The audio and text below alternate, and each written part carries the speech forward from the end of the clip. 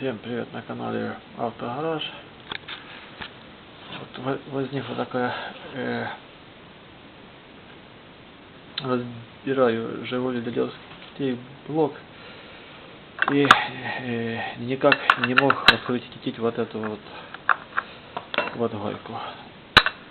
Вот эту вот. Так, думал и так и всяк, а потом нашел выход с этой ситуации.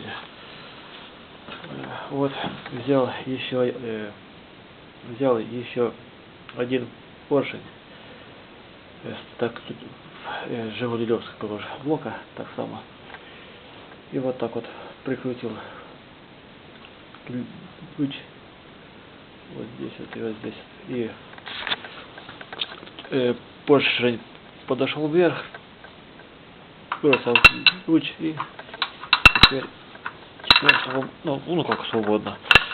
Вот так вот поставил, молоточком постучал и все. Вот такой вот метод. Еще тоже можно здесь этого самого нету маховика заштопорить.